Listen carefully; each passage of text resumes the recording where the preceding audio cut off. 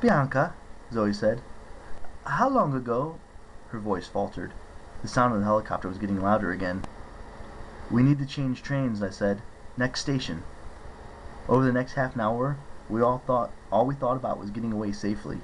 We changed trains twice. I had no idea where we were going, but after a while, we lost the helicopter. Unfortunately, when we got off the train, we found ourselves at the end of the line, in an industrial area, with nothing but warehouses and railway tracks. And snow. Lots of snow. It seemed much colder here. I was glad for my new lined fur coat. We wandered through the railway yard, thinking that there might be another passenger train somewhere, but there were just rows and rows of freight cars, most of which were covered with snow, like they hadn't been moved in years. A homeless guy was standing at a trash can fire.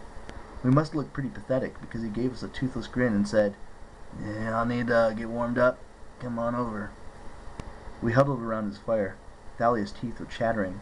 She said, "This is great." "My hooves are frozen," Grover complained. "Feet," I corrected for the sake of the homeless guy. "Maybe we should contact camp," Bianca said. "Chiron." "No," Zoe said. "They cannot help us anymore. We must finish the quest ourselves." I gazed miserably around the rail yard. Somewhere far to the west, Annabeth was in danger. Artemis was in chains. A doomsday monster was on the loose. And we were stuck on the outskirts of D.C. sharing a homeless person's fire. "You know," the homeless man said, "you're never completely without friends." His face was grimy and his beard tangled, but his expression seemed kindly. "You kids need a train going west?" "Yes, sir," I said. "You know of any?" He pointed one greasy hand. Suddenly, I noticed a freight train gleaming and free of snow. It was one of those automobile carrier trains, with steel mesh curtains and a triple deck of cars inside. The side of the freight train said, Sun West Line. "That's convenient," Thalia said. "Thanks, She turned to the homeless guy, but he was gone. The trash can in front of us was cold and empty, as if he'd taken the flames with him. An hour later, we were rumbling west. There was no problem about who could drive now, because we all got our own luxury car. Zoe and Bianca were crashed out in a Lexus on the top deck. Grover was playing as a race car driver behind the wheel of a Lamborghini.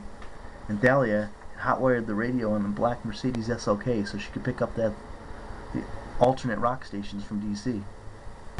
"Join you?" I asked her. She shrugged, so I climbed into the shotgun seat. The radio was playing White Stripes.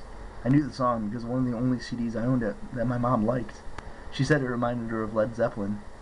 Thinking about my mom made me sad because it didn't seem likely that I'd be home for Christmas. I might not live that long. "Nice coat," Thalia told me. I pulled the brown duster around me, thankful for the warmth. "Yeah, but the Nemean lion wasn't the monster we're looking for." "Not even close. We got a long way to go." "Whatever this mystery monster is, the general said it would come for you. That they wanted to isolate you from the group so that the monster will appear and battle you one-on-one." "He said that?" "Well, something like that, yeah." "That's great. I love being used as bait." "No idea what the monster might be?" She shook her head morosely. "But you know where we're going, don't you? San Francisco? That's where Artemis is heading." I remember something Annabeth had said at the dance, how her dad was moving to San Francisco, and there was no way she could go. Half-bloods couldn't live there. "Why?" I asked. "What's so bad about San Francisco?" "The mist is really thick there because the Mountain of Despair is so near. Titan magic, what's left of it, still lingers. Monsters are attracted to the area like you wouldn't believe." "What's the Mountain of Despair?" Thalia raised an eyebrow. "You really don't know? Ask stupid Zoe, she's the expert." She glared out of the windshield. I wanted to ask her what she was talking about, but I also didn't want to sound like an idiot. I hated feeling like Thalia knew more than I did, so I kept my mouth shut. The afternoon sun shone through a steel mesh side of the freight car, casting a shadow across Thalia's face. I thought about how different she was from Zoe. Zoe all formal and aloof like a princess, Thalia with her ratty clothes and her rebel attitude. But there was something similar about them too. The same kind of toughness. Right now, sitting in the shadows with a gloomy expression, Thalia looked a lot like one of the hunters. Then, suddenly it hit me. "That's why you don't get along with Zoe." Thalia frowned. "What?" "The hunters tried to recruit you," I guessed.